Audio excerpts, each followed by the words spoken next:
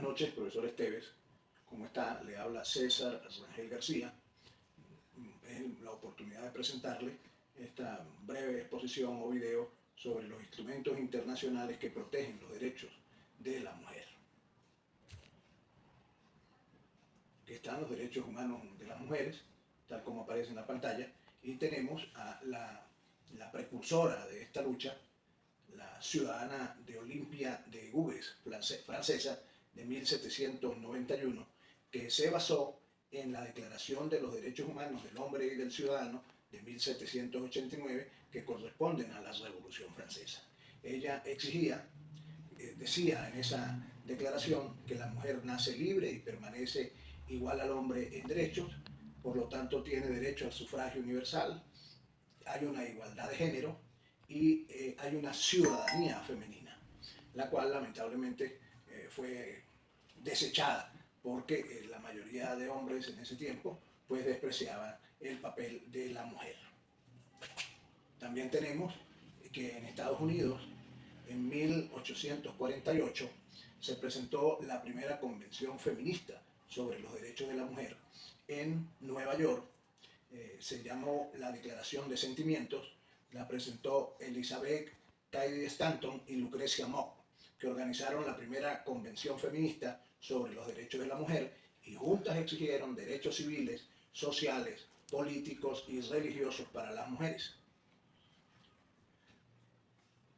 Aquí ya damos un salto desde Inglaterra, desde Francia, pasamos a Estados Unidos y de Estados Unidos llegamos nuevamente a la ONU, a Nueva York, a lo que se planteó como la Comisión de la Condición Jurídica y Social de la Mujer, el 22 de junio de 1946, en lo que se llama el CEDAW, o el DOW, que era una división para el adelanto de la mujer.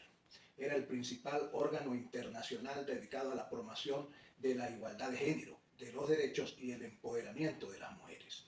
Desempeña una labor crucial en la promoción de los derechos de la mujer y las niñas, documentando la realidad que se vive en todo el mundo, elaborando normas internacionales en materia de igualdad de género y empoderamiento de las mujeres y las niñas.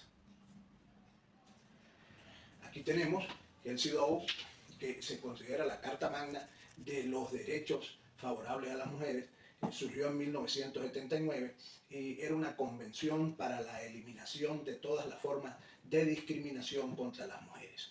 Fue un tratado internacional de carácter vinculante que definía la discriminación y establecía una agenda para la acción nacional de los Estados miembros. Luchaba por la educación, por el empleo, por la salud, por la política y la vida familiar. Incluso pide la eliminación de estereotipos que menospreciaban a la mujer. Este comité CEDAW está integrado por 23 expertas, todas mujeres, que examinan informes de Estados partes.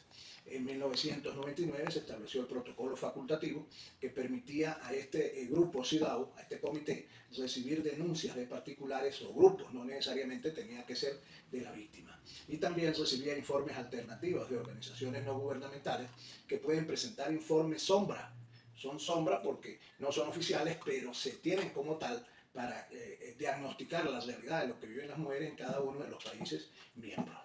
Este comité monitorea, supervisa y busca acelerar la igualdad de jure, tanto en leyes como de facto, como en la realidad viva. Entre los convenios que ha suscrito la ONU tenemos la Convención sobre los Derechos Políticos de la Mujer de 1953, la Convención sobre la Nacionalidad de la Mujer Casada de 1957. Este trataba o evitaba que la mujer, una vez que se casaba, adquiriera la nacionalidad del esposo y también evitaba que en caso de divorcio perdiera la nacionalidad. No, ella iba con una nacionalidad de origen al matrimonio y como tal la mantenía. En 1962, de lo que hablaremos más adelante, se firmó la Convención sobre el consentimiento para el matrimonio, la edad mínima para contraer matrimonios y el registro de los matrimonios, que antes no se hacía. El hombre se casaba y no registraba ese matrimonio. El cuarto tenemos convenios relativos a la igualdad de remuneración entre la mano de obra masculina y la femenina. Esto lo avaló al final la Organización Internacional del Trabajo en 1951, bajo el principio de igual salario, igual trabajo. Aquí tenemos la cuarta Conferencia Mundial sobre la Mujer de 1995, que estableció la Declaración y Plataforma de Acción de Beijing, 1995. Aquí vemos, fue organizada por la ONU, participaron 189 países miembros y propugnaba la igualdad de derechos de todas las mujeres y las niñas. Muy importante este planteamiento de las niñas allí involucradas porque esa es la mujer del futuro. El siglo XX marcó la transición de la mujer como objeto de protección a sujeto de derechos. Mediante una interpretación hermenéutica se plantea que los textos deben pasar de la igualdad formal, que es la que está en la ley, a la igualdad sustantiva, que es la material, que es los resultados, que es lo que se ve exactamente como tal se está viviendo los derechos de la mujer a su favor en la calle. Aquí tenemos lo que planteábamos anteriormente, el MUIC.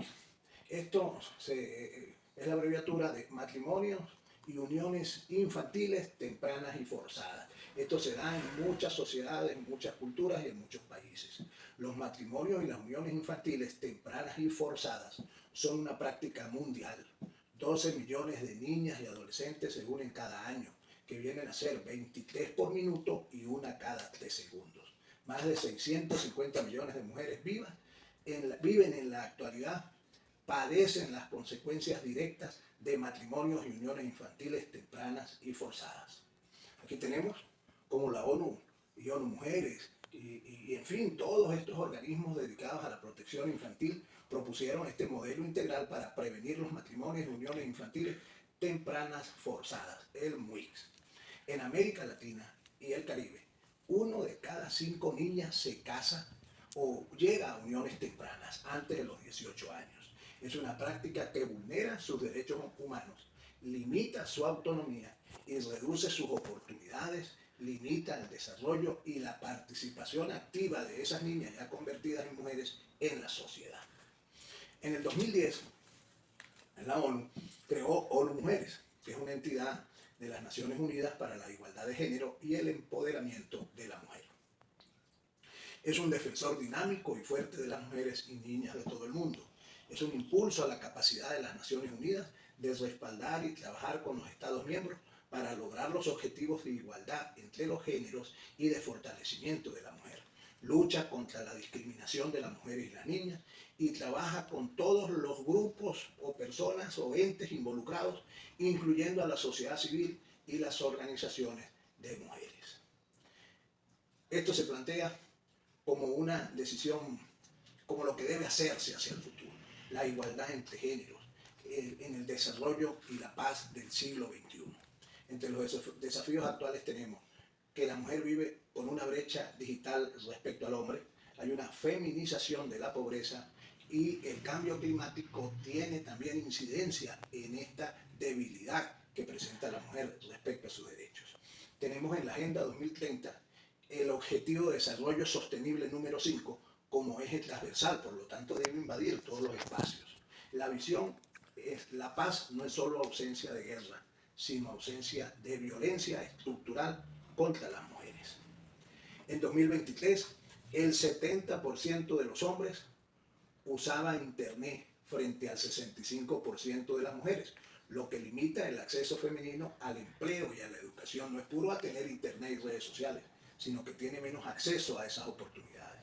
Esta exclusión tecnológica, sumada a la dependencia de recursos y responsabilidades domésticos, aumenta la vulnerabilidad de las mujeres ante el cambio climático, proyectándose que en un futuro próximo más de 158 millones de mujeres y niñas caerán en la pobreza.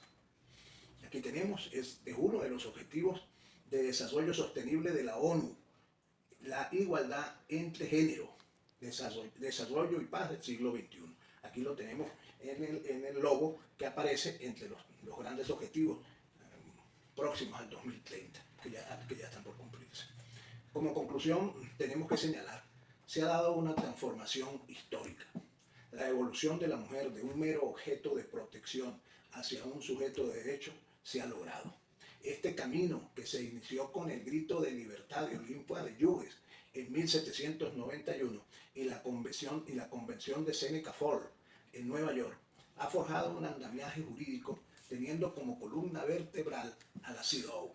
Carta Magna y la Plataforma de Acción de Beijing de 1995. Sin embargo, la justicia no se detiene respecto a la igualdad legal de Yuri. El desafío actual es alcanzar la igualdad sustantiva, la igualdad material en la vida real. No se puede ignorar que cada año 12 millones de niñas siguen siendo forzadas a uniones que dañan su futuro. Existe un menor acceso de las mujeres a Internet, limitando sus oportunidades en este siglo XXI. El cambio climático siembra su amenaza también en contra de la mujer.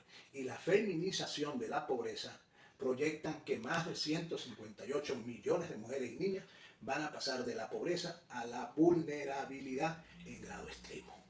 Muchas gracias.